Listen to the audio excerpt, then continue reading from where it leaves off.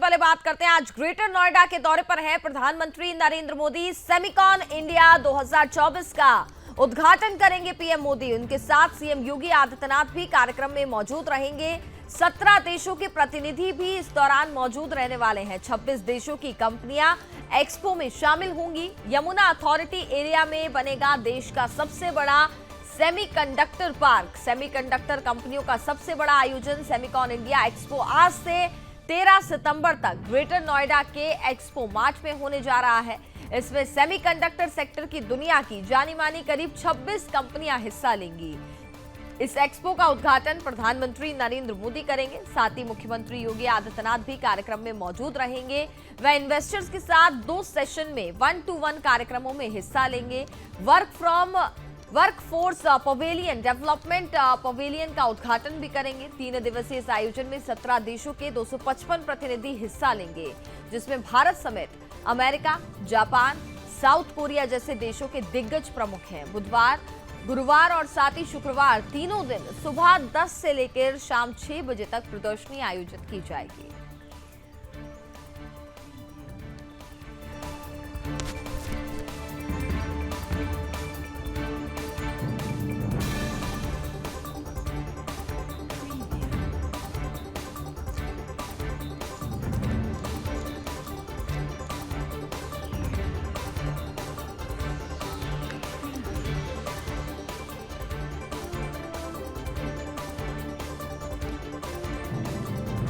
तो 17 देशों के प्रतिनिधि भी आपको बता दें कि इस एक्सपो कार्यक्रम में मौजूद रहने वाले हैं। तो आज ग्रेटर नोएडा के दौरे पर रहेंगे प्रधानमंत्री और इसका उद्घाटन भी पीएम मोदी करेंगे। साथ ही उत्तर प्रदेश के मुख्यमंत्री योगी आदित्यनाथ भी इसमें मौजूद रहेंगे।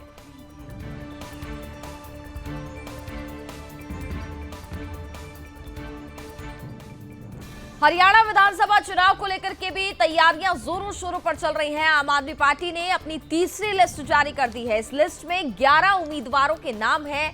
भीम सिंह राठी को रादौर से टिकट दिया गया है। तो हरियाणा विधानसभा चुनाव अब बेहद नजदीक है। इसको लेकर के सभी पार्टियों ने अपनी अपनी कमर कस ली है। आम आदमी पार्टी ने 11 उम्मीदवारों की तीसरी लिस्ट जारी कर दी है। इसमें पार्टी ने रादौर सीट से भीम सिंह राठी को मैदान में उतारा है। राठी मंगलवार को ही कांग्रेस को छोड़कर आम आदमी पार्टी में शामिल हुए थे और बीजेपी से आम आदमी पार्टी में आए फिल्म अभिनेता राजकुमार राव के बहनोई सुनील राव को भी पार्टी ने अटेली विधानसभा से टिकट दिया है। पार्टी अब तक 40 उम्मीदवारों की घोषणा कर चुकी है। इस लिस्ट में कई ऐसे नेताओं के नाम हैं जो दूसरे दल से आकर पार्टी में शामिल हुए थे।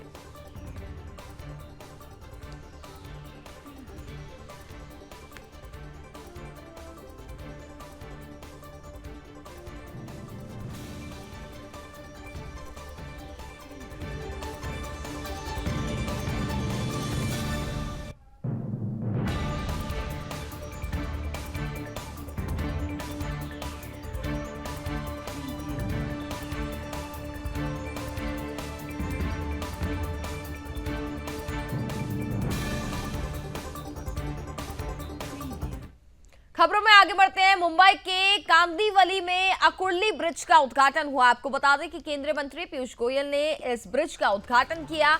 लोगों को यातायात संबंधित सुविधाएं इस दौरान मिलेगी और पूरे मुंबई के लिए एक शुभ दिन है। केंद्रीय मंत्री पीयूष गोयल ने मुंबई के कांदिवली में अकुर्ली ब्रिज का उद्घाटन किया। इस दौरान पीयूष गोयल के साथ कई अधिकारी भी मौजूद रहे। पीयूष गोयल ने रिबन काटकर अकुर्ली ब्रिज का उद्घाटन किया। इस दौरान सैकड़ों की संख्या में लोग मौजूद रहे। इस ब्रिज के उद्घाटन से लोगों को यातायात संबंधित सुविधाएं मिलेंगी। ब्रिज के उद्घाटन के बाद केंद्रीय मंत्री गोयल ने कहा कि आज पूरे मुंबई के लिए एक शुभ दिन है। मैंने वादा किया था कि प्रधानमंत्री नरेंद्र मोदी के तीसरे कार्यकाल में हम तेज गति से पहले 100 दिनों में इस कार्य को पूरा करेंगे और लोगों को रोज के ट्रैफिक जाम से निजात दिलाएंगे। मुझे बड़ा आनंद है कि समयबद्ध तरीके से महायुति की सरकार और केंद्र में नरेंद्र मोदी की एनडीए सरकार ने मिलकर इस काम को पूरा किया है। जब से मैंने उत्तर मुंबई में चुनाव के लिए आना प्रारंभ किया, नामांकन भरा, तब से ही यहाँ के ट्रैफिक की समस्या की वजह से घंटों वेस्टर्न एक्सप्रेस हाईवे पे जैम, और एक तरफ नहीं, दोनों तरफ। और अभी तो रात के 12 बजने आ रहे हैं और आप देख सकते हैं कितनी परेशानी हो रही है गाड़ियों को। तो लाखों लोगों को रोज जो झेलना पड़ा है और वर्षों तक झेलना पड़ा, जिस धीमी गति के साथ ये कार्य चल रहा था, चुनाव के दिनों में देख के बड़ा दुख हुआ। और मैंने वादा किया था कि नई सरकार मोदी जी के तीसरे टर्म में हम तेज गति से पहले 100 दिन के अंदर इस कार्य को पूरा करेंगे और इस समस्या का समाधान करेंगे और मुंबई करों के लिए निजात देंगे इस रोज के ट्रैफिक जैम से।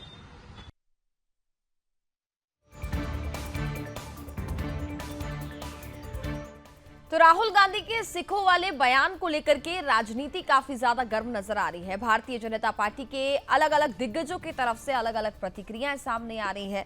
तो ये बड़ी जानकारी हम आपको दे दें, किस कदर राहुल गांधी ने सिखों को लेकर के जो बयान दिया, सिख समुदाय पर दिए गए बयान पर बीजेपी नेता अनुराग सिंह ठाकुर ने कहा, देश और विदेश में राहुल गांधी की गैर जिम्मेदाराना बयानबाजी स्पष्ट तौर पर दिखाती है कि आज भी वे जिम्मेदारी मिलने के बावजूद भी गैर जिम्मेदाराना बयान देंगे। वे सुर्खियों में बने रहने के लिए अफवाह फैलाने, झूठ बोलने का काम करेंगे। राहुल गांधी विदेश में जाकर भारत को बदनाम करना चाहते हैं। देश में गुरु नानक देव का 550वां प्रकाश पर्व पीएम मोदी ने बहुत धूमधाम से मनाया। साहबजादों की शहादत को वीर बाल दिवस के रूप में पूरे देश मना रहा है। राहुल ने सिख धर्म की आजादी की पर दिए गए अपने बयान से ये राजनीतिक भूचाल ला दिया है। आपको सुनाते हैं अनुराग ठाकुर ने क्या कहा।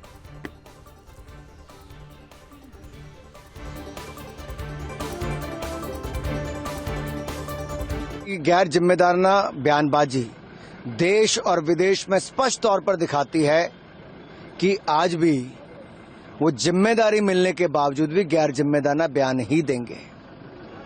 वो सुर्खियों में बने रहने के लिए अफवाहें फैलाने का, झूठ बोलने का काम करते ही रहेंगे। और राहुल गांधी जी, मेरे साथ कितने सिख भाई बहन खड़े, किसी को पगड़ी पहनने पे कोई रोक नहीं, किसी को गुरुद्वारे जाने पे कोई रोक नहीं, किसी को सत श्री अकाल बोलने में कोई रोक नहीं, किसी को वाहिगुरु जी का खालसा वाहिगुरु जी की फतेह बोलने में रोक नहीं, सत श्री अकाल। लेकिन आप विदेशों में बैठे सिख भाइयों या विदेशी लोगों के बीच में जाकर भारत को बदनाम करना चाहते हैं। अरे देश के अंदर 550वां प्रकाशोत्सव धूमधाम से मनाया मोदी जी ने, गुरु नानक देव जी का, 400वां गुरु तेग बहादुर जी का, साहबजादों की शहादत को वीर बाल दिवस के रूप में आज पूरा देश मना रहा है। और यही नहीं, एसआईटी हमने बैठाई 84 के दंगों में।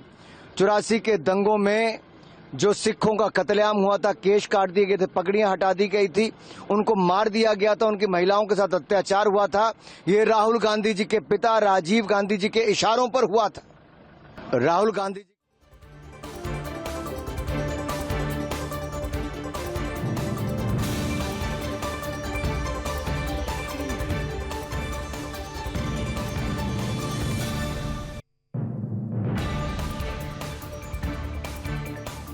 खबरों में आगे बढ़ेंगे। एक और महत्वपूर्ण खबर आपको बता दें, जम्मू कश्मीर में विधानसभा चुनाव को लेकर तैयारियां जोरों शोरों पर जारी हैं। आपको बता दें कि जम्मू कश्मीर विधानसभा चुनाव को लेकर के भारतीय जनता पार्टी ने अपनी कमर कस ली है और डोडा में 14 सितंबर को प्रधानमंत्री नरेंद्र मोदी रैली करेंगे। इसको लेकर के तैयारियां हो रही हैं। प्रत्याशियों के पक्ष में वोट मांगेंगे प्रधानमंत्री नरेंद्र मोदी। बता दें कि कई दशकों बाद डोडा में किसी प्रधानमंत्री की रैली होने जा रही है, जिसमें प्रधानमंत्री नरेंद्र मोदी रैली करने के लिए पहुंच रहे हैं। और आपको बता दें कि जम्मू कश्मीर में 3 चरणों में चुनाव होने हैं, जिसके चलते जो तैयारियां हैं वो फिलहाल जारी हैं, जिसके चलते अब प्रधानमंत्री नरेंद्र मोदी रैली करने के लिए वहां पर पहुंचेंगे। 14 सितंबर को वो डोडा में रैली करेंगे। और इसके साथ ही आपको जानकारी ये भी दे दें कि लगातार वहां पर अपनी लिस्ट भी भारतीय जनता पार्टी की तरफ से जारी कर दी गई है। इसके साथ साथ दोनों ही पार्टियों की, एनसी पार्टी की बात करें तो सभी ने अपनी तैयारियां लगभग पूरी कर ली है। आपको बता दें कि 18 सितंबर को जम्मू कश्मीर में पहले चरण का चुनाव होना है। और आपको बता दें कि पीएम मोदी इस दौरान डोडा में लोगों को संबोधित भी करने वाले हैं।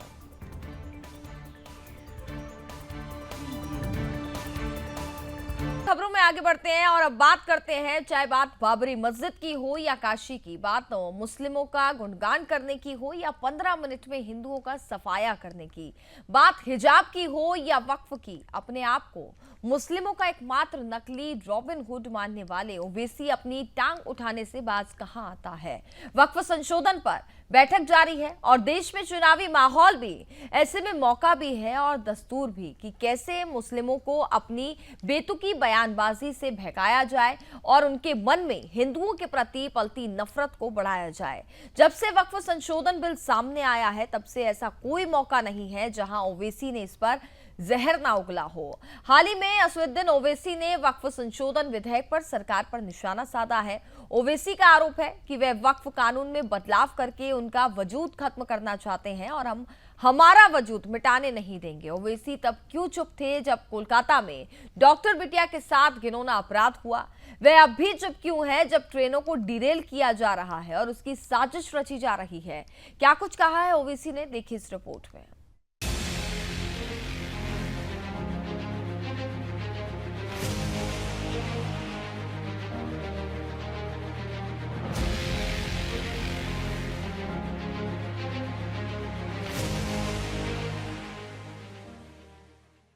मुस्लिमों का गुणगान करना हो या हिंदुओं के लिए नफरत का रास्ता दिखाना हो, मुस्लिमों के एकमात्र देवता हमेशा अपनी टांग उठाए देखे जाते हैं।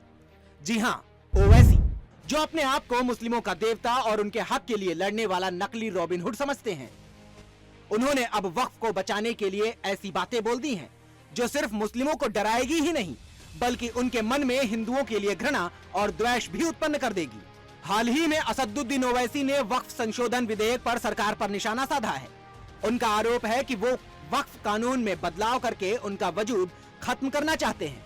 उनका कहना है कि तुम्हारा दिल नहीं भरा बाबरी मस्जिद से, दिल्ली की सड़कों पर हमारी खून की होली खेलने से, हमारे बच्चों के इनकाउंटर करने से, बुलडोजरों से हमारे घरों को तोड़ने से, हमारी बच्चियों के सिरों से हिजाब खींचने से।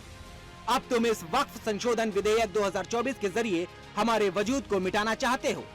हम अपने वजूद को मिटने नहीं देंगे। जायदादों को बर्बाद करने आ रहे हैं आप और हम मिलकर उनको इंशाअल्लाह बर्बाद कर देंगे सियासी तौर पर। मेरी आपसे अपील है कि मैं यकीनन कह रहा हूं कि इस महाराष्ट्र की विधानसभा में आपको ये कोई जो बंदियों बरेलवियों का अहले हदीस का मसला नहीं है, ये वक्फ का मसला है। जो जायदाद अल्लाह के नाम पर है, तुम और हम क्या जवाब देंगे अशर के मैदान में? उस अल्लाह के सामने हम क्या बोलेंगे कि परवरदिगार, जो हम तेरे नाम पे चीज उसको नहीं बचा सके? क्या जवाब दोगे आप और हम? बता। ओवैसी ने लोगों से अपील भी की है कि जो लॉ और वक्फ की जायदादों को बर्बाद करने आ रहे हैं, आप और हम उन्हें सियासी तौर पर बर्बाद कर देंगे। वक्फ बोर्ड तरमीमी बिल 2024 जो पार्लियामेंट में पेश किया गया है, पार्लियामेंट में इसको फिलहाल रद्द कर दिया गया है, पास नहीं हुआ। ज्वाइंट पार्लियामेंट्री कमेटी के अंदर ये मौजूद है और ज्वाइंट पार्लियामेंट्री कमेटी ने राय मांगी है। तो इसलिए तमाम हजरात से, तमाम खातीन से, तमाम मर्दों से, बहन भाइयों से सबसे गुजारिश है कि सब अपनी अपनी राय पेश करें। घर का कोई भी मेंबर खाली ना रहे। ओवैसी इतने में ही कहां रुकने वाले थे। उन्होंने पीएम मोदी पर भी चोट करते हुए कहा कि पीएम मोदी, आप हमारे वजूद को मिटाना चाह रहे हैं। बेहतर यह है कि हम सड़क पर आकर अपने आप को खत्म कर लें, लेकिन अपने घरों में बैठकर अपनी जायदादों को छीनते हुए नहीं देख सकते। कानून बनाना है तो रोजगार दो, कानून बनाना है तो महिलाओं को बचाओ। लेकिन महिलाओं की बात करने वाले ढोंगी ओवैसी तब कहां थे जब उनके शहर भाग्यनगर में डॉक्टर महिला के साथ गैंगरेप हुआ था? और ओवैसी अब कहां हैं जब कोलकाता में डॉक्टर बिटिया के साथ घिनौना अपराध कर उसकी हत्या कर दी गई? ओवैसी ट्रेनों के डिरेल करने पर चुप क्यों हैं? आखिर कितनी संपत्तियां घर ले जाओगे ओवैसी? ये प्रेम सिर्फ वक्फ के लिए ही क्यों है? क्या वक्फ की संपत्तियों पर कुछ प्रतिशत हिस्सा आपका भी तो नहीं?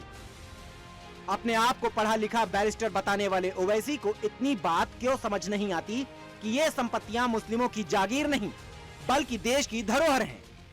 Bureau report, Sudarshan news.